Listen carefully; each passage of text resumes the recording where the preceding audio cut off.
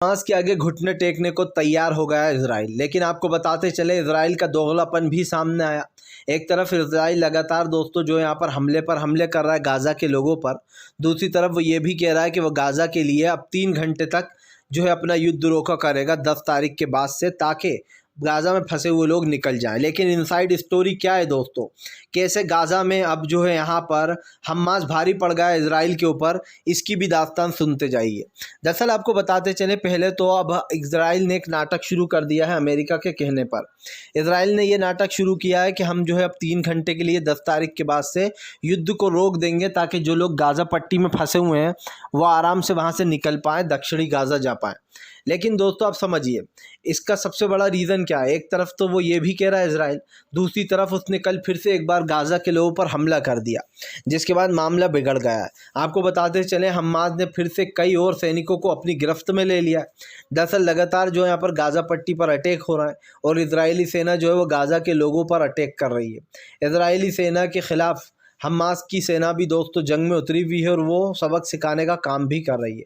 लेकिन हमास के पास दोस्तों अब इजराइल के बहुत सारे टैंक और बहुत सारे जो उनके फ़ौजी हैं उन लोगों को गिरफ़्तार कर लिया गया, सैनिकों को। आपको बता दें हमास ने साफ कहा है कि अगर इसी तरीके की हरकतें इजराइल करता रहेगा तो फिर वो अपने लोगों को खो बैठेगा।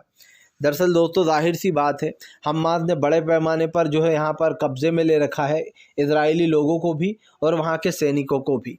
यही कारण है जो उन्होंने साफ कहा है कि फ़िलहाल इन लोगों को, जिन लोगों को बंधक बना के रखा हुआ, हम उनको जभी छोड़ेंगे जब इजराइल अपने हमले रोक देगा। उधर इजराइल ने दोस्तों ये कहा है कि फ़िलहाल वो अपने हमलों को नहीं रोकेगा जब तक कि उनके लोगों को छोड़ा नहीं जाता है। आपको बताते चले उसके बाद नेतन्याहू के जो तेवर हैं वो नरम पड़ते गए। नेतन्याहू ने बात भी की थी, हमास और उन दोनों के बीच में मध्यस्थ कराने की बात हुई, लेकिन आप समझ रहे हैं दोस्तों दोनों ही देश की अर्थव्यवस्था चौपट हो गई है। ऐसा दूसरी तरफ जो है यहाँ पर हमले में दोस्तों इजराइल के कई सैनिक ढेर हो गए हैं, क्योंकि आपको बताते चले हमास के जो लड़ाके हैं वो सुरंगों से निकल कर आ रहे हैं और 2 मिनट में ढेर कर रहे हैं उन्हें।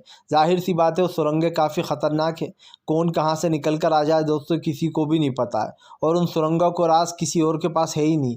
उन सुरंगों का जो राज है दोस्तों वो सिर्फ जो यहाँ पर उन लोगों के पास है जो ये सब कुछ कर रहा है। इसी को लेकर जमकर जो है यहाँ पर ये बहस होती है। और अब एक चीज़ तो साफ़ हो जाती है कि फ़िलहाल इस चीज़ को रोकने के लिए काफ़ी ज़रूरत है हमास और इजराइल की जंग को दोस्तों। इसीलिए आपको बताते चलें हमास ने साफ कहा है कि इस जंग को तभी रोकूंगा जब जो है यहाँ पर उन लोगों को, मासूम फ़िलिस्तीनियों को गाज़ा से सेव रहने दिया जाएगा और इस झगड़े को रोका जाएगा। लेकिन उधर दूसरी तरफ अमेरिका ने ये कहा है हमास से कि फ़िलहाल वो गाज़ा पर कब्ज़ा करने के बारे में भूले से भी ना सोचे, क्योंकि ये ख़तरनाक साबित होगा। आपको बताते चले दोस्तों गाज़ा पट्टी का सपना लेके ही इजराइल ये हमले कर रहा है। उसको सिर्फ एक बहाना चाहिए था, उसको हमास ने जब हमला किया तो उसको वो बहाना मिल गया था, यकीन मानिए उसको इसी बहाने की तलाश थी। यही कारण है जो हमास और इजराइल की जंग में मासूम फ़िलिस्तीनियों की जान जा रही है।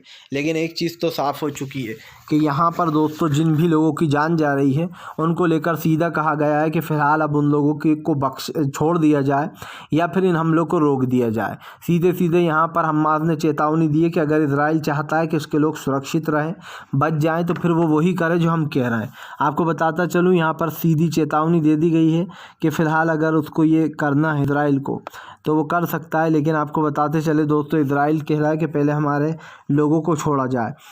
अब ये पूरा मैटर वहीं पर उलझा हुआ है। लेकिन आपको बताते हैं यहाँ पर हमास की एक बड़ी जीत हो गई है, क्योंकि इस जीत में दोस्तों एक चीज़ देखने को ये मिली कि हमास ने पूरी तरीके से गेम ओवर कर डाला है। किसका? इजराइल का, क्योंकि इजराइल एक तरीके से घुटनों पर आ गया है। ख़ास करके इसमें बड़ा योगदान जो रहा वो दोस्तों हूती विद्रोही रहे, और भी जो दूसरे लोग हैं इस जंग में उन्होंने भी साथ दिया। जैसे ईरान का एक बड़ा साथ था इनके साथ, ईरान ने भी इनका साथ दिया।